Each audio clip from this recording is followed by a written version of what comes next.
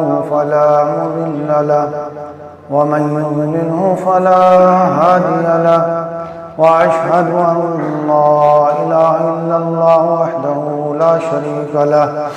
وأشهد أن سيدنا ومولانا محمدا عبده ورسوله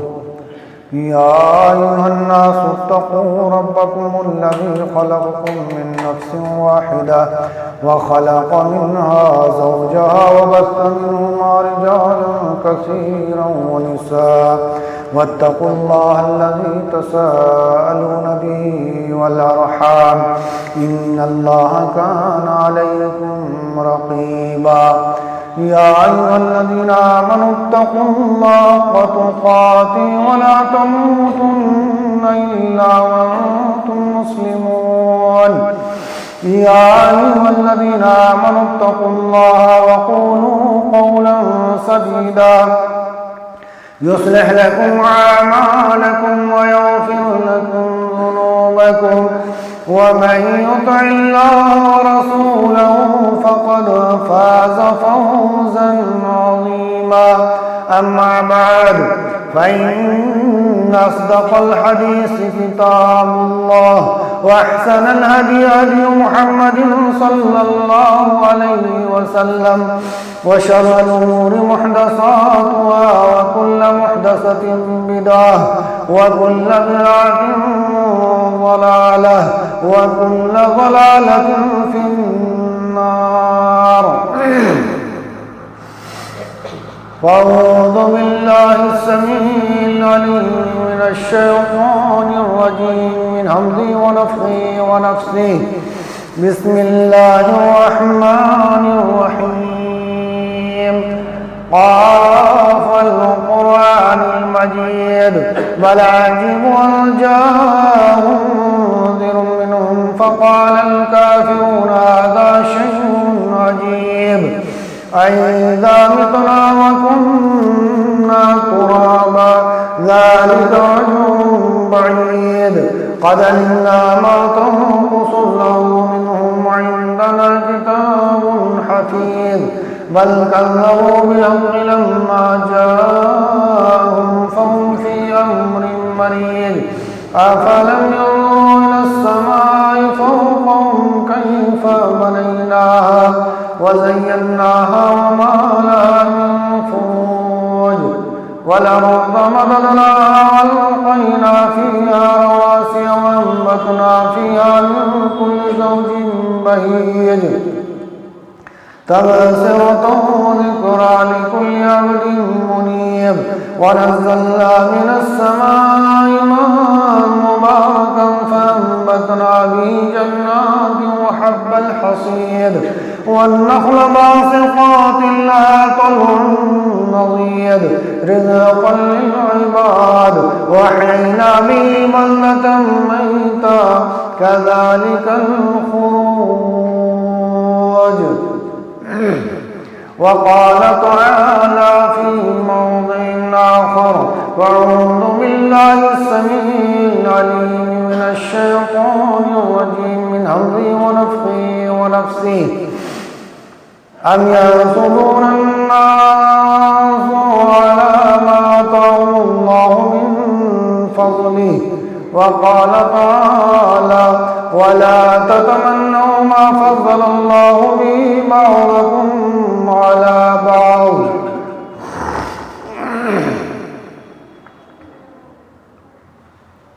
मोहतरम मुअज़्ज़ज़ हाज़िरीन जुमा दीनी और मिल्ली भाइयों बुज़ुर्गों साथियों अज़ीज़ इस्लामी बच्चों और हमारी इज़्ज़त माब इफ़्फ़त माब ख़वातीन मिल्लत इस्लामिया, सबसे पहले अल्लाह जल्ल शानहू की तारीफ़ व तौसीफ़, बड़ाई व बुज़ुर्गी, अज़मत व किब्रियाई, तहमीद व तक़दीस, जुमला हम्द व सना उस वहदहू ला शरीक खालिक़ कायनात मालिक अर्ज़ व समा की लेला को सज़ावार है जो तन्हा तमाम कायनात और उसकी तमाम चीज़ों का खालिक मालिक हाकिम राज़िक़ मुदब्बिर और मुंतज़िम हक़ीक़ी है। वही हकमुल हाकिमीन मालिकुल मुल्क रब्बुल आलमीन है, जिसका न कोई साथी व साजी न कोई सही व शरीक, وہ تو بے مثل، بے مثال، بے نظیر، بے تشبیہ، بے کیف، بے تعویل، وحدہ لا شریک ہے۔ جب چاہتا ہے، جیسا چاہتا ہے، اپنی قدرت کی کارکردگیاں دکھلاتا ہے۔ وہی عظمتوں والا، رفتوں والا، بے پناہ طاقت و قوت والا، اس کی مشیت و ارادے میں کسی کو دخل نہیں، نہ کائنات کی کوئی ذات اس کے فیصلے کو ٹالنے والا ہے۔ بعد ازاں درود و سلام ہو اللہ کے تمام مقدس برگزیدہ انبیاء و رسول پر، خصوصیت کے ساتھ امام الانبیاء، امام کائنات، رحمت للعالمین، شفیع المذنبین، سید الاولین والآخرین، نبی آخر الزمان جناب محمد رسول اللہ صلی اللہ علیہ وسلم پر۔ اللہم صلی علی محمد وعلی آل محمد کما صلیت علی ابراہیم وعلی آل ابراہیم انکا حمید مجید۔ اللہم بارک علی محمد وعلی آل محمد کما بارکت علی ابراہیم وعلی آل ابراہیم انکا حمید مجید۔ حمد و ثنا اور درود و سلام کے بعد ابھی آپ کے سامنے قرآن مجید کے مختلف مقامات سے کئی آیات کریمہ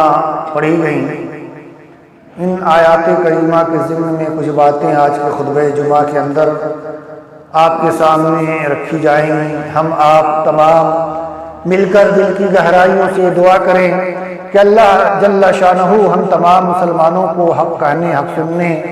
اور حق پر عمل کرنے کی توفیق عطا فرمائے، ہمارا خاتمہ بالخیر و بالایمان فرمائے۔ محترم دینی اور ملی بھائیوں، جیسا کہ گزشتہ خطبہ جمعہ کے اندر حسد کے تعلق سے کچھ باتیں عرض کی گئی تھیں کہ یہ بڑی ہی خطرناک اور سنگین مرض ہے، جو ایک ایسی نفسیاتی مرض ہے کہ جس میں حسد کرنے والا محسود سے پہلے ہی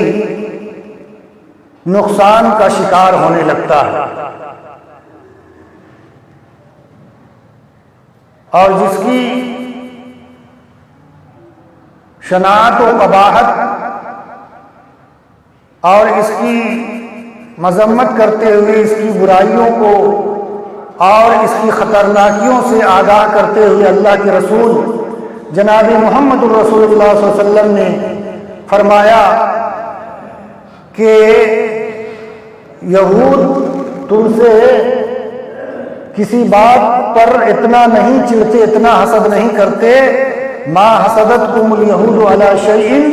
ما حسدتکم علی السلام والتامین، کہ جتنا تمہارے سلام اور آمین کہنے سے وہ حسد کرتے ہیں، اس لیے کہ یہ ایسی نعمت ہے مسلم معاشرے کے اندر اخوت و بھائی چارگی کو بنائے رکھنے کے لیے اور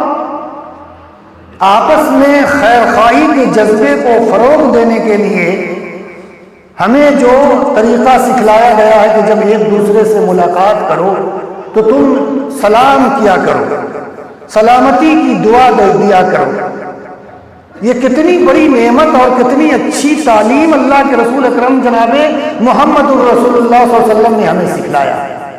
یا اسی طرح ہم جب امام والضالین کہتا ہے تو ہم آمین کہتے ہیں، تو یہ کتنی بڑی دولت ہے کہ بندہ دعائیں کر رہا ہے اللہ تبارک و تعالیٰ سے اپنی ہدایت اور رہنمائی کی، صراط مستقیم پر چلنے کی، اور پھر اس پر بندہ آمین کہے کہ اللہ تو اسے قبول کر لے، اور پھر اللہ قبول بھی کر لے تو اس کے نصیبے کا کیا کرنا۔ ایسی نعمتوں سے وہ محروم تھے یہود، اسی لیے وہ امت مسلمہ کے ان دی گئی نعمتوں پر جلتے تھے، حسد کرتے تھے۔ اسی لیے اللہ کے رسول اکرم صلی اللہ علیہ وسلم نے فرمایا، حضرت عائشہ صدیقہ رضی اللہ تعالی عنہ فرماتی ہیں کہ اللہ کے رسول اکرم صلی اللہ علیہ وسلم کے پاس یہودیوں کا تذکرہ کیا گیا تو اللہ کے رسول نے فرمایا کہ انہیں ہم سے اس چیز پر جتنا حسد ہے اتنا کسی چیز پر نہیں۔ وہ کیا ہے کہ ہمیں اللہ تبارک و تعالیٰ نے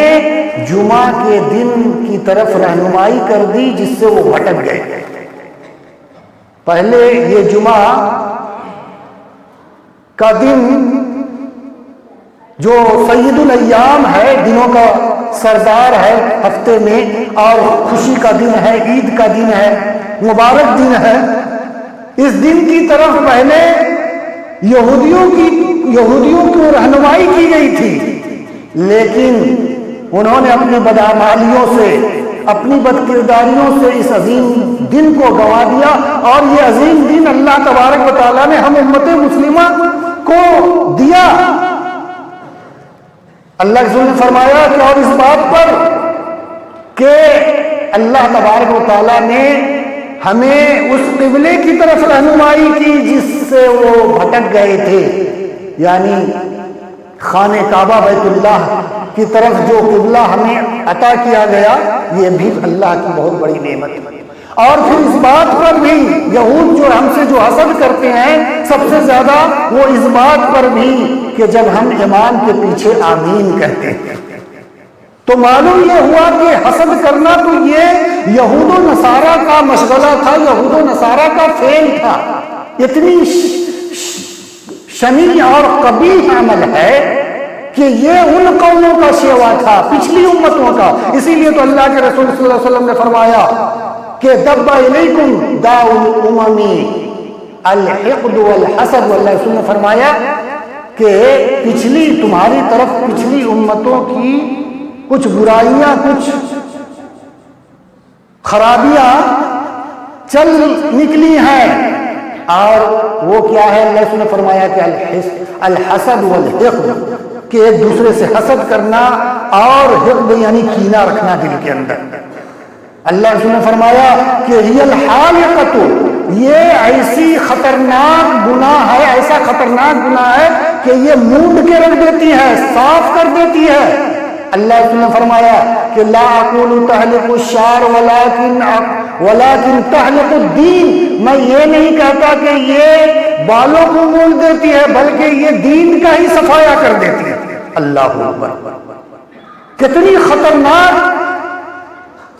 مرض ہے یہ، اور کتنا خطرناک شنیع سنگین گناہ ہے کہ اللہ کے رسول نے فرمایا کہ یہ ایسا گناہ ہے کہ اس سے دین کا ہی صفایا ہو جاتا ہے۔ یہ ایک آدمی کے دین کو ختم کر دینے والا گناہ ہے۔ اور آج امت مسلمہ معاشرے کے اندر یہ بیماری بالکل عام ہو گئی ہے، اور کسی بھی معاشرے کے اندر جب یہ بیماری عام ہو جاتی ہے تو وہ معاشرہ امن و سکون کا گہوارہ نہیں ہوتا۔ ہر وقت ایک دوسرے کے خلاف اگر بدخواہیاں ہوں اور اس کے دل میں حسد ہو، جلن ہو، کڑھن ہو، اسی لیے تو کہا جاتا ہے کہ حاسد سب سے پہلے شکار وہ خود ہوتا، محسود کو حسد کی نگاہ ڈالنے سے پہلے ہی وہ جلنا اور کڑھنا جیسے ہی شروع کرتا ہے دوسری کی نعمتوں پر، دوسری کی اچھی چیزوں پر، تو وہیں سے اس کا پریشر ہائی ہونے لگتا ہے، وہ جلتے رہتا ہے، وہ گھٹتے رہتا ہے، اس کا نقصان خود اس کے جسم و اعضاء پر اور اس کے روح پر جو ہے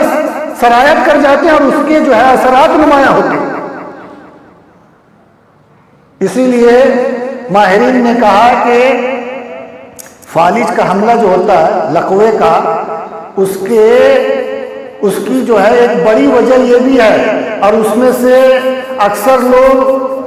اسی جو شکار ہوتے ہیں فالج کا، تو عموماً عام طور پر ایسا ہوتا ہے کہ وہ ان کے اندر وہ مادہ زیادہ پایا جاتا ہے، حسد۔ گرچہ کہ یہ ایک عام بیماری ہے، کوئی شخص، میں نے جیسا کہ کہا اس سے پہلے کہ کوئی شخص اس سے مستثنا نہیں ہے، چھٹکارا حاصل نہیں کر سکتا ہے، لیکن جس کا ایمان مضبوط ہو، جس کے دل میں اللہ کا خوف ہو، جیسے ہی وہ خیال آتا ہے وہ اپنے نفس کے اس منفی جذبے کو اور اس جو ہے غلط جذبے کو کچلنے کی کوشش کرتا ہے۔ اسی لیے محققین صوفیہ کا کہنا ہے کہ سالک کے اندر سے، یعنی سالک کہتے ہیں وہ تصوف کی ایک اصطلاح ہے کہ جو اللہ کے راستے میں چل پڑتا ہے، یعنی دنیا کے تمام لہو و لعب اور بری چیزوں سے ناتا توڑ کر اللہ کے راستے پر چل نکلتا، اسے سالک کہتے ہیں۔ سالک کے اندر سے، یعنی اللہ کے راستے پر چلنے والے کے اندر سے جو سب سے آخری بیماری ختم ہوتی ہے، جو سب سے آخری مرض ختم ہوتا ہے، وہ یہی حسد ہے۔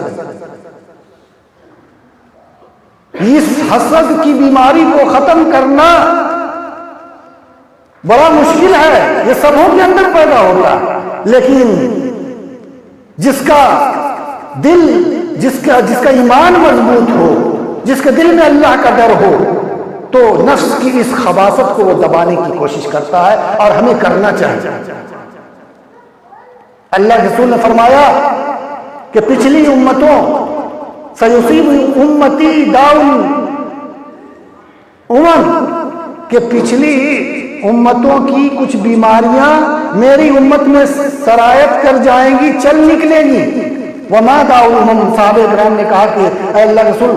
وہ جو ہے وہ بیماریاں کیا ہیں؟ اللہ رسول نے ایک ایک کر کے بتایا کہ العشر والبطر والتنافس فی الدنیا والتکاثر والتباغض والتحاسد حتی یکون البغا۔ اللہ رسول نے فرمایا کہ وہ بیماریاں کیا ہیں؟ وہ بیماریاں ناشکری ہے، ناشکراپن، سرکشی و بغاوت ہے، اور زیادہ مال و دولت جمع کرنے کی ہوس ہے، اور دنیا میں ایک دوسرے سے آگے بڑھنے، دنیا کو حاصل کرنے کے لیے ایک دوسرے سے آگے بڑھنے کا جذبہ ہے، ایک دوسرے سے دنیا حاصل کرنے کے لیے ایک دوسرے سے آگے بڑھنے کی کوشش، والتنافس فی الدنیا والتباغض، اور ایک دوسرے سے بغض رکھنا، اپنے دل میں کینہ رکھنا، اور ایک دوسرے سے حسد کرنا، یہاں تک کہ نوبت جو ہے کہاں تک پہنچ جاتی ہے؟ ظلم تک پہنچ جاتی ہے۔ جب آدمی ان بیماریوں میں اور ان برائیوں میں ملوث ہو جاتا ہے تو لا محالہ اس سے ظلم کا صدور ہوتا ہے، وہ ظلم بھی کرنے لگتا ہے۔ اور ہم نے جو ہے پچھلے خطبہ کے اندر بتایا کہ جو ہے کیسے آدمی حسد ہی کی بنا پر اپنے ساتھی کو نقصان پہنچانے کے در پہ ہی نہیں ہو جاتا، بلکہ اسے قتل کرنے کی جو ہے سازشیں کرنے لگتا ہے۔ حضرت یوسف علیہ السلام کے بھائیوں نے جب یوسف علیہ السلام اور ان کے بھائی بنیامین کے تعلق سے جب حسد کرنے لگے، اذ قالوا یوسف وابوہ احب الی ابینا منا ونحن عصبہ، برادرانی یوسف نے کیا کہا تھا؟ یوسف علیہ السلام کے بھائیوں نے کہا کہ ہمارے والد محترم، ہمارے والد، ہمارے ابا ہم سے زیادہ محبوب میرے بھائی کو رکھتے ہیں، یوسف اور ان کے بھائی بنیامین کو رکھتے ہیں، اسی وجہ سے وہ حسد کرنے لگے۔ حالانکہ یوسف علیہ السلام اپنے بھائیوں کی بنسبت زیادہ علم و اخلاق اور خوبصورت تھے، تو اسی بنا پر ان کے بھائیوں کو حسد ہو گیا کہ ہمارے والد محترم یعقوب علیہ السلام ہم سے زیادہ محبت کیوں نہیں کرتے؟ حاسد کے اندر یہی بات ہوتی، انہوں نے یہ نہیں سوچا کہ یعقوب علیہ السلام یوسف سے جو زیادہ محبت کر رہے ہیں تو اس کی وجہ یہ ہے کہ یہ اور بھائیوں سے زیادہ علم و فضل اور اخلاق میں زیادہ بلند مرتبے پر فائز ہے، یہ زیادہ خوبصورت ہے۔ تو حاسد کو کیا چاہیے تھا کہ ہمارے اندر جو کمی ہے، جو خامی ہے، اسے دور کرنے کی کوشش کریں، ہم بھی اسی کی طرح اخلاق فاضلہ سے اپنے کو مزین کریں، ہم بھی اسی کی طرح بننے کی کوشش کریں۔ یہ تو حاسد سے ہوتا نہیں ہے، لیکن محسود کو، یعنی جس سے حسد کیا جا رہا ہے، سامنے والے شخص کو جو نعمت دی گئی ہے، جو صلاحیتوں سے وہ نوازا گیا ہے، اس پر وہ حسد کرنے لگتا ہے۔ جیسا کہ یوسف علیہ السلام کے بھائیوں نے یوسف علیہ السلام سے حسد کرنے لگے۔ تو یہ بیماری کو ختم کرنا انتہائی ضروری ہے، اور یہ ایسی خطرناک بیماری ہے. اسی لیے اللہ تبارک و تعالیٰ نے قرآن کے اندر اس کا تذکرہ فرمایا اور اس کے حاسد کے شر سے پناہ طلب کرنے کی تعلیم و تلقین کی. اور آپ کو معلوم ہے کہ جو نظر لگتی ہے اس کی وجہ بھی حسد ہی ہوتا. نظر لگنے کے کئی وجوہ اسباب ہو سکتے ہیں، لیکن محققین علماء نے یہ لکھا ہے کہ نظر جو لگتا ہے نظر بد، اس لیے کہ العین حق، اللہ رسول نے فرمایا کہ نظر لگنا حق ہے. نظر بد جو ہے بری نظر، کسی کی نظر لگ جاتی ہے. یہاں کہ اللہ رسول نے فرمایا کہ اگر تقدیر سے سبقت کرنے والی کوئی چیز ہوتی تو نظر بد ہوتی. وَإِذَا اسْتُغْسِلْتُمْ فَاغْسِلُوا، اللہ رسول نے فرمایا کہ جب تم سے غسل کرنے کا، تم میں سے کسی سے غسل کرنے کا مطالبہ کیا جائے تو تم غسل کر کے غسل کا پانی اسے دے دو، تاکہ تمہارے غسل کیے ہوئے پانی سے اس شخص کو نہلایا جائے جس پر کہ تمہاری بری نظر لگ گئی ہے.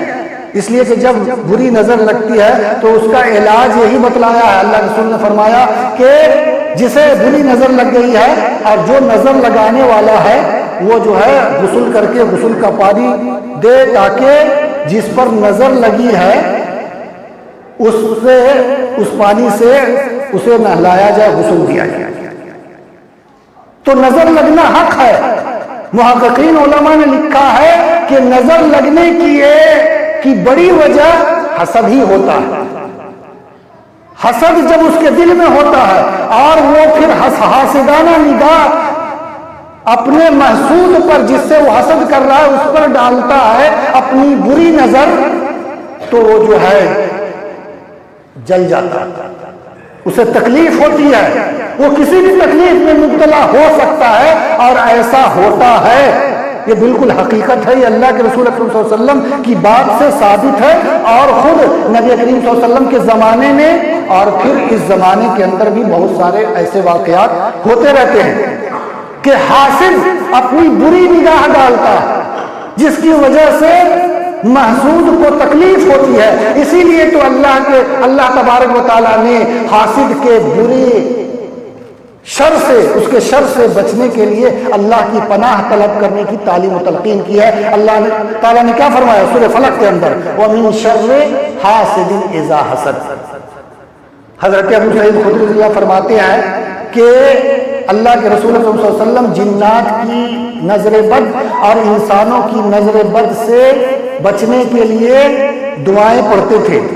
لیکن جب اللہ تبارک و تعالیٰ نے سورہ فلق اور سورہ ناس نازل کیا تو ان دو سورتوں کو اللہ کے رسول صلی اللہ علیہ وسلم پڑھنے لگے اور پڑھ کر دم کرتے اور دوسری دعاؤں کو چھوڑ دیا. تو حسد سے بچنے کے لیے، اور اس لیے بھی کہ اس سورت کے اندر 4 چیزوں سے اللہ کی پناہ طلب کی گئی ہے. 4 چیزوں سے اللہ کی پناہ طلب کی گئی ہے. پہلی چیز کیا ہے؟ ہر مخلوقات کے تمام مخلوقات کے شر سے پناہ طلب کی گئی. اور دوسری چیز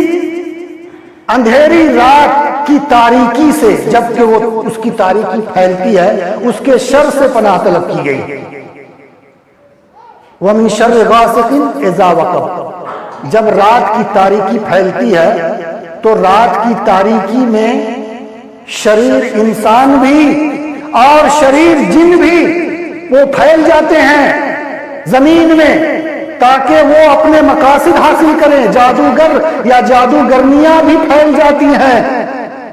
اور نقصان پہنچانے والے لوگ جو ہے پھیل جاتے ہیں. اسی لیے رات کی تاریکی کے شر سے بھی جو ہے پناہ طلب کی گئی. اور وَمِن شَرِّ النَّفَّاثَاتِ فِي الْعُقَدِ. اور گروہوں میں، گاٹھوں میں پھونک مارنے والے اور پھونک مارنے والیوں کی شر سے بھی جو ہے پناہ طلب کی گئی. اور ہر حسد کرنے والے کی حسد سے جب وہ حسد کرے، ہر حسد کرنے والے کی حسد سے جب کہ وہ حسد کرے. اس لیے کہ جب حاسد حسد کی نگاہ ڈالتا ہے، اور بسا اوقات ہو سکتا ہے کہ حاسد کو پتہ نہیں چلے کہ میں جو نگاہ ڈال رہا ہوں کسی کے اوپر حسد کی نگاہ، اس سے اسے تکلیف ہو، لیکن بسا اوقات حاسد کو پتہ بھی چل جاتا ہے کہ میری حاسدانہ نگاہ سے اسے تکلیف پہنچ سکتی ہے یا وہ تکلیف میں مبتلا ہو سکتا ہے، لیکن وہ بار بار اپنی حاسدانہ نگاہ اس پر ڈالتا ہے اور اسے تکلیف پہنچاتا ہے۔ اسی لیے وَمِن شَرِّ حَاسِدٍ اِذَا حَسَدَ، یہ جو ہے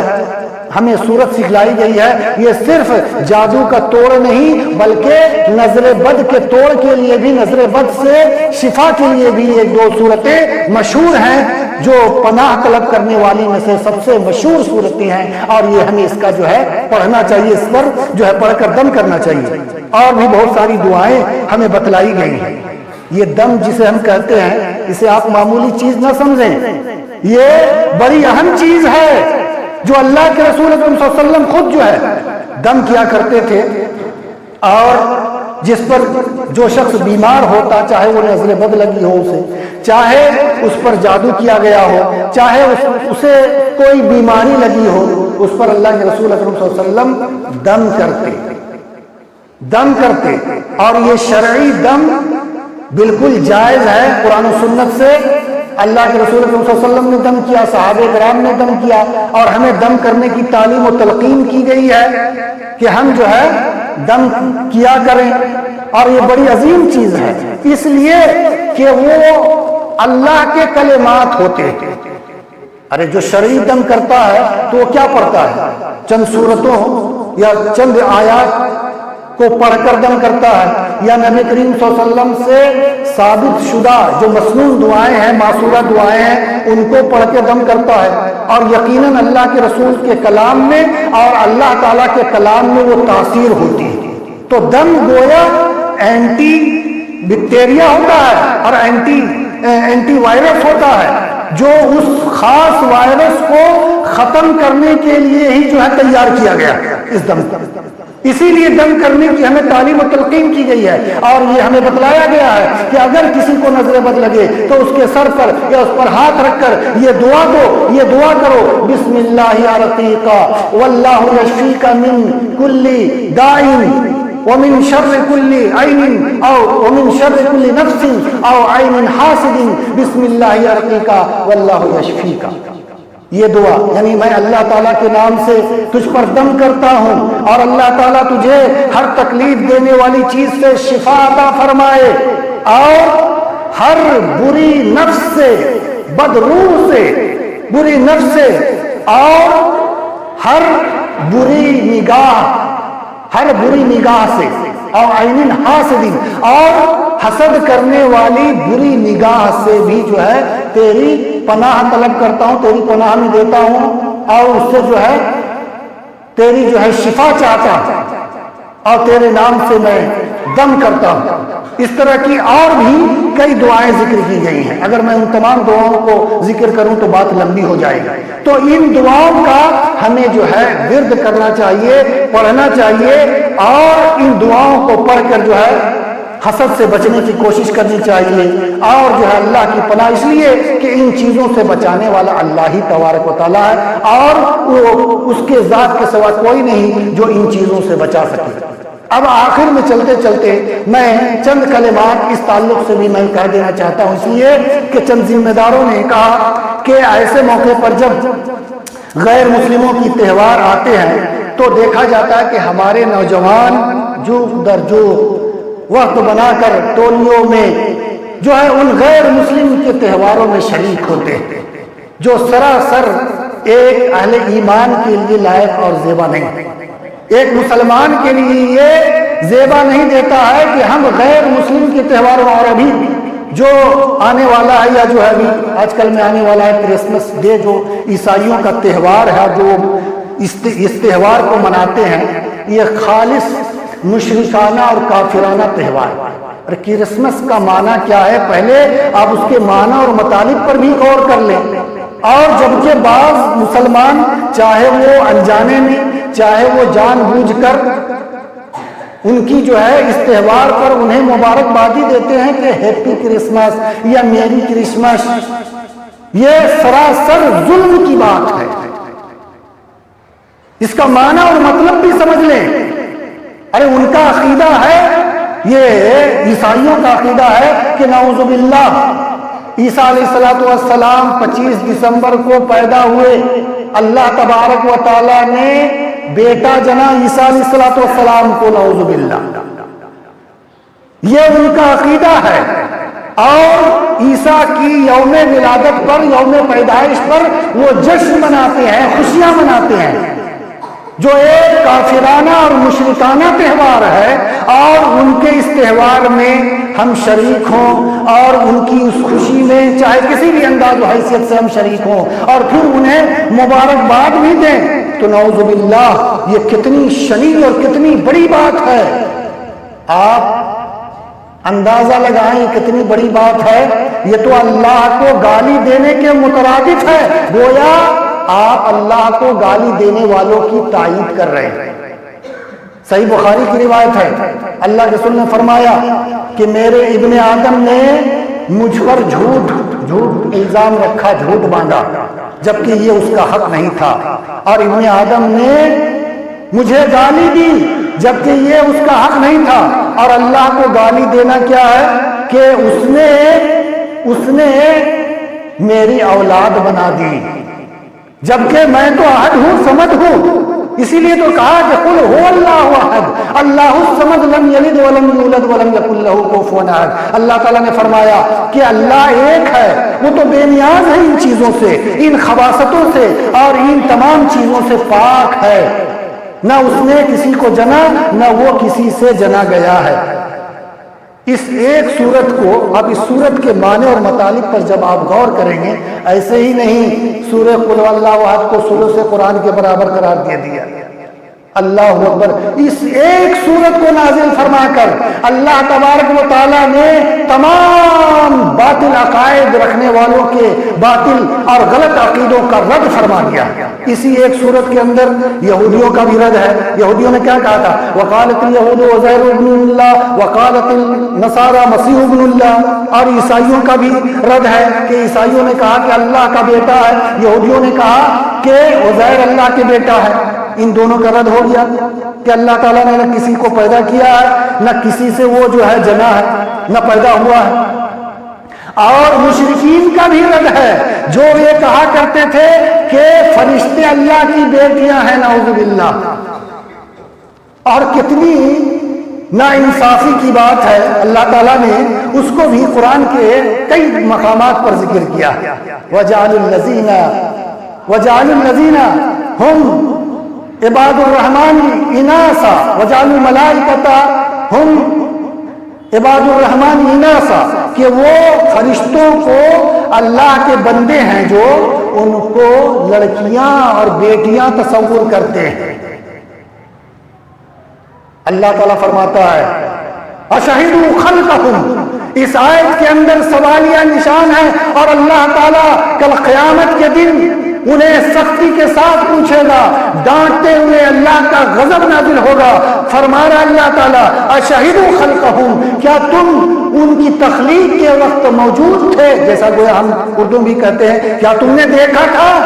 کیا تم اس کے گواہ ہو؟ اللہ تبارک و تعالیٰ فرماتا ہے کہ کل قیامت کے دن ان کی گواہی لکھی جا رہی ہے، اور کل وہم یسألون، اور جو ہے کل قیامت کے دن ان سے پوچھا جائے گا، سوال کیا جائے گا کہ تم دنیا میں جو یہ گواہی دیا کرتے تھے کہ اللہ تعالیٰ کا بیٹا ہے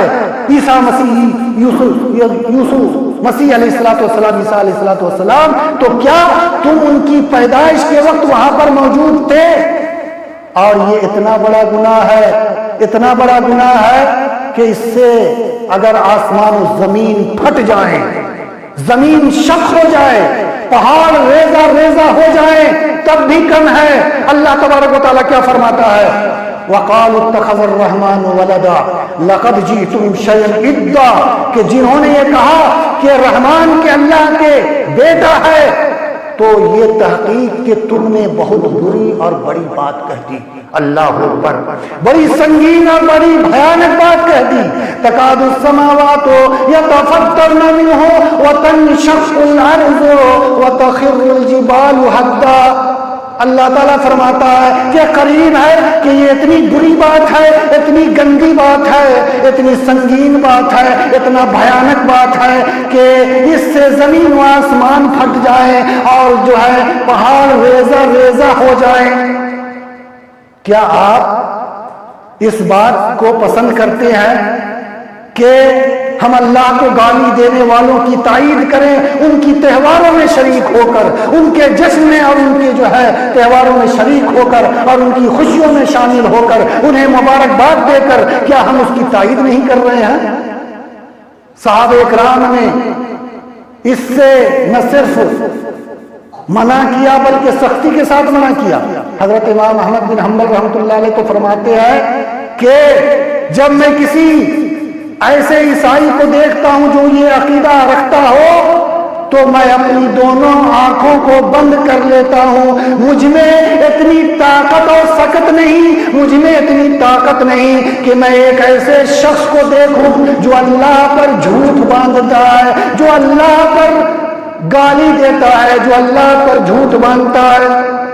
حضرت عمر فاروق رضی اللہ تعالیٰ عنہ فرماتے ہیں کہ تم کفار و مشرکین کی عیدوں میں ان کی عبادت گاہوں کی طرف رخ نہ کرو، یعنی ان کی عبادت گاہوں میں تم نہ جاؤ، اس لیے کہ ان پر اللہ کا غضب اور غصہ نازل ہوتا ہے۔ حضرت امام احمد بن حنبل رحمۃ اللہ علیہ تو فرماتے ہیں کہ اگر کسی کی بیوی عیسائی ہو تب بھی اس پر لازم ہے کہ وہ اپنی بیوی کو ان کے تہواروں میں جانے سے روکے، اس لیے کہ یہ گناہ میں مدد کرنے کے مترادف ہے۔ اور اللہ تعالیٰ نے فرمایا وَلَا تَعَاوَنُوا عَلَى الْإِثْمِ وَالْعُدْوَانِ، کہ گناہ کے کاموں میں تم ایک دوسرے کی مدد نہ کرو۔ حضرت امام احمد بن حنبل رحمۃ اللہ علیہ کا یہ قول ہے۔ تو پھر ہم جب ان کی عبادت گاہوں میں جائیں یا ان کی تہواروں اور ان کی جو ہے میلوں ٹھیلوں میں جائیں، عام میلوں میں جانا یہ دوسری بات ہے، لیکن یہ میلہ یا ایسے خاص تہواروں کے تعلق سے جن کے تہواروں کی مناسبت ایسے عقیدے سے جڑا ہوا ہو تو اس موقع پر جانا خصوصی طور پر منع ہے اور بچنا چاہیے۔ ایسا نہ ہو کہ ہم بھی ان کے عقیدے کی تائید کرنے والے ہو جائیں اور پھر یہ تائید کرنا ہی ہوا اور یہ سراسر سنگین معاملہ ہے۔ اسی لیے ہمارے نوجوانوں کو اس سے بچنا چاہیے، اس لیے کہ بڑی سنگین اور بڑا جو ہے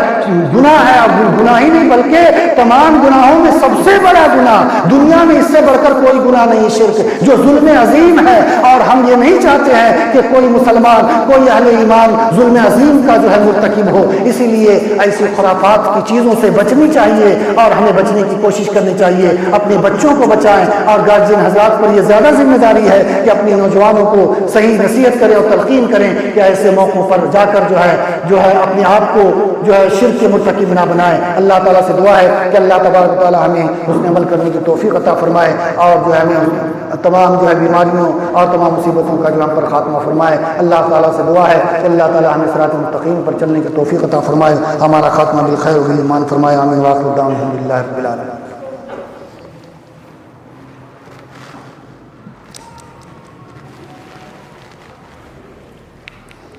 إن الحمد لله نحمده ونستعينه ونستغفره ونعوذ بالله من شرور أنفسنا ومن سيئات أعمالنا، من يهده الله فلا مضل له ومن يضلل فلا هادي له، وأشهد أن لا إله إلا الله وحده لا شريك له، وأشهد أن سيدنا مولانا محمدا عبده ورسوله، أما بعد فأعوذ بالله السميع العليم من الشيطان الرجيم، بسم الله الرحمن الرحيم، إن الله وملائكته يصلون على النبي يا أيها الذين آمنوا صلوا وسلموا تسليما، اللهم صل وسلم وبارك رحمكم الله، إن الله يأمر بالعدل والإحسان وإيتاء ذي القربى وينهى عن الفحشاء والمنكر والبغي يعظكم لعلكم تذكرون، اذكروا الله يذكركم وادعوه يستجب لكم، الله تعالى جل وعز وأكبر.